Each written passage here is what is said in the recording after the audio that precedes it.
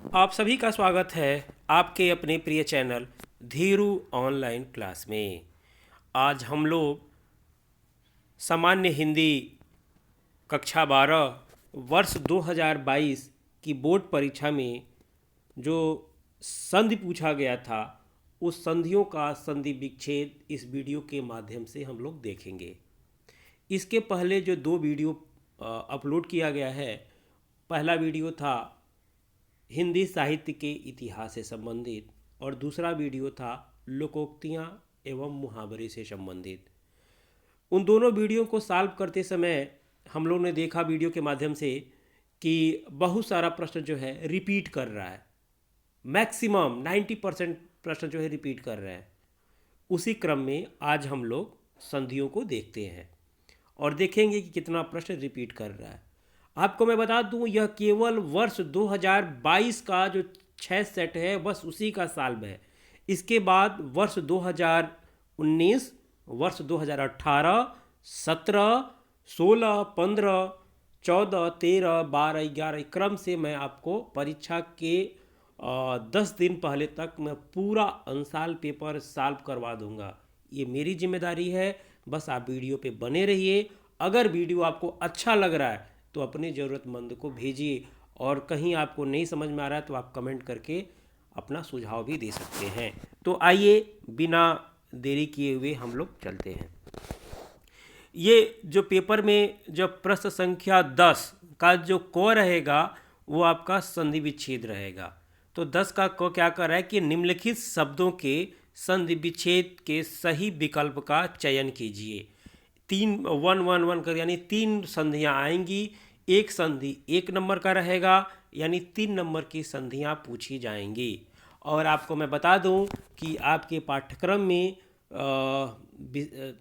जो है दीर्घ संधि, गुण संधि, यण संधि और अयादि संधि, यही 4 संधियां ही पढ़नी है। लेकिन देखिए पेपर सेट करने वाले कितने महान हैं कि वो कहाँ से सवाल बने हैं। सेट संख्या 1 का पहला प्रश्न देखिए। पहला प्रश्न कह रहा है कि अंतर आत्मा का सही संधि विच्छेद क्या होगा। अब बताइए, ये तो संधि विसर्ग संधि है, ये तो साहित्यिक हिंदी वालों को पढ़ना है, लेकिन ये आपको प्रश्न बन गया सामान्य हिंदी वालों में। कह रहा है कि अंतरात्मा में कौन सी संधि विच्छेद है। अंतः धनात्मा, ये तो विसर्ग संधि है। आपके पाठ्यक्रम में तो है ही नहीं है, लेकिन पाठ्यक्रम से बाहर ही इन्होंने पेपर में डाल दिया है। अब भाई कौन इन लोग से सवाल करे। पेपर बनाने वाले जो है कितना कितना उनको सारी सुविधा दी जाती है, लेकिन उनको ये नहीं मालूम है कि सामान्य हिंदी के विद्यार्थी का ये पाठ्यक्रम नहीं है, तो इसको हम परीक्षा में क्यों दें। भाई विद्यार्थी अपना सिलेबस पढ़ेगा कि सिलेबस से बाहर पढ़ेगा। वो अलग बात है कि प्रश्न आसान है हम कर लेंगे, लेकिन अगर नियम कानून के हिसाब से चलना चाहिए तो इस प्रश्न को सामान्य हिंदी के विद्यार्थियों को नहीं देना चाहिए, पाठ्यक्रम में नहीं है। लेकिन क्या करेंगे। अब आगे देखिए, बहुत सारा प्रश्न से पूछा गया है। तो ये अंतरात्मा का जो है सही संधि विच्छेद होगा अंतधन आत्मा। देखिए दूसरा प्रश्न, नरेंद्र का सही संधि विच्छेद पूछ रहा है, तो होगा इसका नर धन इंद्र होगा। संधि कौन सी है, तो संधि है आपका ये गुण संधि है। सूत्र होता है आद्य गुण, यानी अ के बाद जब कोई ई आता है तो ए बन जाता है। नर में यानी र में अ है और यहाँ पे ई है, तो अ और ई मिल के ए बना दिया, अतः यह गुण संधि हो गया। नर धन इंद्र यह सही विकल्प है। आइए देखते हैं सेट संख्या 1 का तीसरा प्रश्न। कह रहा है कि पवित्रम का संधि विच्छेद क्या होगा। मज़ा आ गया। ये अयादि संधि है और अयादि संधि से आपको 2 प्रश्न बनेगा ही बनेगा। तो बताइए, कई बार मैं सॉल्व करवाया हूँ इसका। देखिए पोधन इत्रम होगा, पोधन इत्रम होगा। यह जो है अयादि संधि है, यानी ओ के बाद ई आ रहा है तो क्या बन जाएगा, अय बन जाएगा। तो ये हो गया अयादि संधि।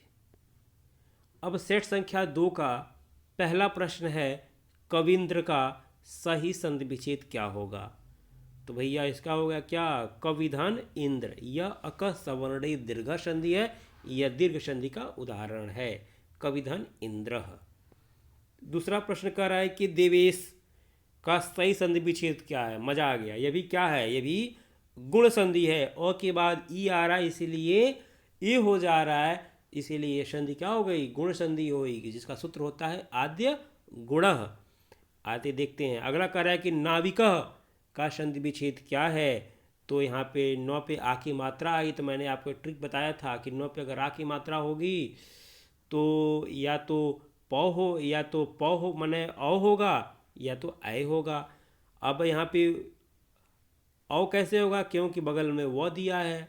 अगर य रहता तो नय होता, वो दिया है तो पौ होगा। अब ये क्यों हो रहा है, इसके लिए आपको एक अलग से जो मेरा वीडियो है आदि संधि पे देखेंगे तो आपको समझ में आ जाएगा। इसका होगा नवधन इकह, होगा नाविकह। अब इसका यहाँ पे औ और यहाँ पे इसका ई, तो हो गया ऐ, तो हो जाएगा नाविक। अब कह रहा है कि तथेति का सही संधि विच्छेद क्या होगा? इसका कह रहा है कि यह भी क्या है? यह भी आपका गुण संधि है। तथा धन इत, यानी आ के बाद ई आया है इसीलिए ए हो गया है, तो बन गया तथेति।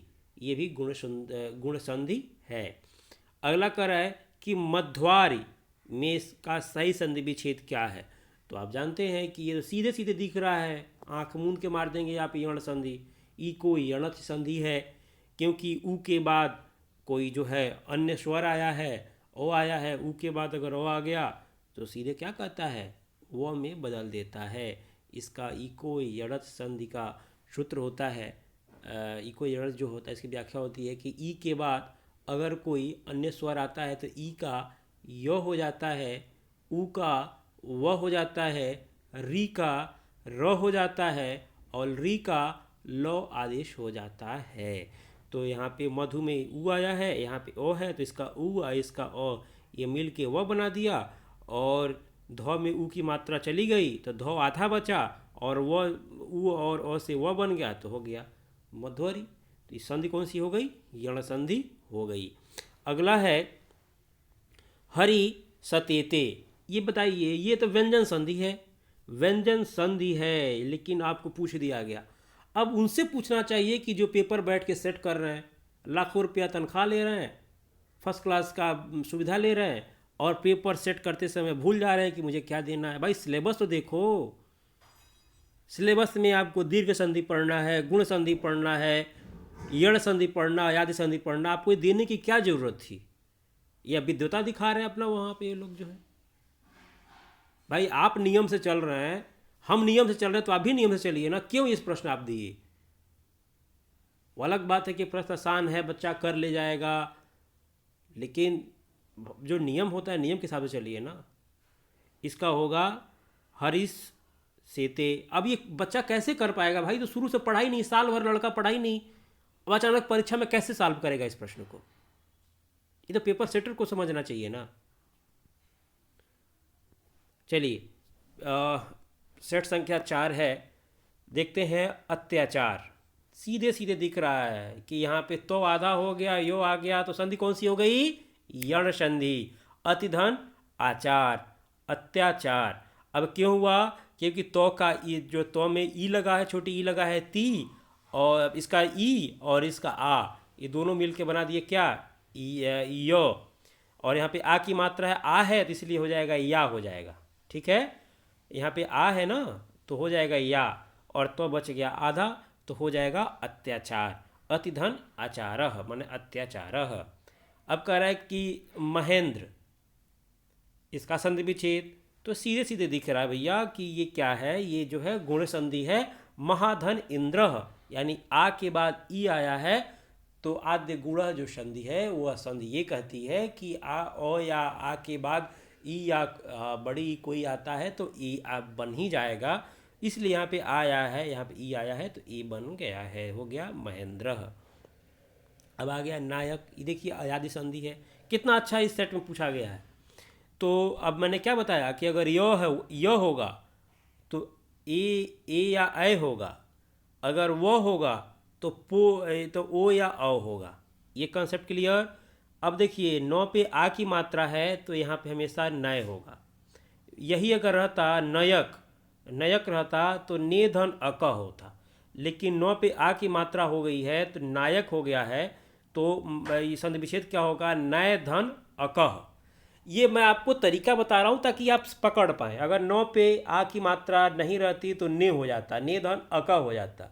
नौ पे आ की मात्रा हो गई तो नय धन अक हो गया, अतः यह संधि जो है अयादि संधि होगी। सेट संख्या 5 में कह रहा है कि चंद्रोदय का सही संधि विच्छेद क्या होगा, तो होगा चंद्र धन उदय। संधि कौन सी है, यह भी गुण संधि है, क्योंकि अ के बाद उ आया है, अ के बाद उ या बड़ा उ आए तो ओ बनता है, यह भी गुण संधि है, आद्य गुण संधि है। तो इसका सही विकल्प होगा 100 चंद्र धन उदय। अगला देखते हैं, ये देखिए गुण संधि है, ये यण संधि आ गई। कह रहा है कि इत्यादि का सही विकल्प क्या होगा, तो इति धन आदि, इसका ई और इसका आ जब दोनों मिलेगा तो क्या बना जाएगा, इत्यादि। उम्मीद करता हूँ कि वीडियो आपको अच्छा लग रहा है, तो प्लीज़ मैं कभी भी वीडियो के बीच में मैं कहता नहीं हूँ कि लाइक करने के लिए, सब्सक्राइब करने के लिए, लेकिन प्लीज़ मानवता के तौर पे आप ज़रूर करिए। आइए देखते हैं अगला प्रश्न। कह रहा है कि भवनम का सही विकल्प क्या है, मतलब संधि विच्छेद क्या है। मैंने अभी क्या बताया कि भव पे अगर यहाँ पे मात्रा अगर भा रहता तो भाव हो जाता, भाव धन औनम अनम, लेकिन यहाँ पे अ की मात्रा है, माने कोई मात्रा आ की मात्रा नहीं है, तो हो जाएगा भोधन अनम, भोधन अनम। अगर यही रहता भावनम रहता, भावनम, तो भा अगर आ जाता तो यहाँ पे भाव हो जाता। अब आप समझ गए, भा रहता तो भाव हो जाता, भ है तो भो हो गया, भोधन अनम। अब ये कैसे ओ है, चूँकि यहाँ पे उ है और यहाँ पे ओ है, तो ओ के बाद अगर ओ आता है तो बन जाता है अव या आव, यही दो बनेगा, तो यहाँ बन गया जो है अव, तो इसलिए हो गया भवनम। अब भाई ये इतना डिटेल से वही लोग समझ पाएंगे जो पहले का वीडियो देखे हैं या जो अयाद संधि के बारे में जानते हैं। जो अयाद संधि के बारे में कुछ नहीं जानता वो सिर्फ रट्टा मार के भाई काम चला ले, दिमाग न लगाए, क्योंकि देखिए कहीं ना कहीं से आपको पता चल रहा है कि अयाद संधि पूछ रहा है, गुण संधि पूछ रहा है, कहीं ना कहीं रिपीट कर रहा है सवाल। आइए आगे देखते हैं। ये देखिए कह रहा है कि साक्षर का सही संधि विच्छेद क्या होगा, तो भैया अक सवर्णी दीर्घ संधि है, तो इसका होगा सहधन अक्षर होगा साक्षर का। अगला कह रहा है कि नरेंद्र, तो सीधी सीधी बात है, तो रिपीट किया हुआ है, नरधन इंद्र होगा, ये भी क्या है, गुण संधि है। और चौथा क्या कह रहा है कि स्वागतम का सही संधि विच्छेद क्या होगा, तो होगा सुधन आगतम, स्वागतम। इसी तरह से ये वीडियो भी अब समापन के हम लोग बहुत करीब आ गए, मतलब समाप्त हो रहा है, तो स्वागत ये पहले आना चाहिए लेकिन लास्ट में आया है। खैर कोई बात नहीं, अगर वीडियो आपको अच्छा लगे तो प्लीज़ लाइक शेयर ज़रूर करिएगा और अपने ज़रूरतमंद को किसी को वीडियो ज़रूर भेजिएगा।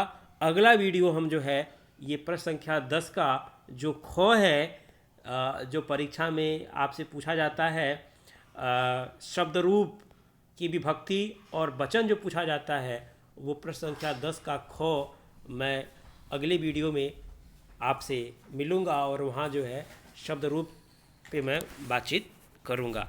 वीडियो देखने के लिए आप सभी का बहुत बहुत धन्यवाद।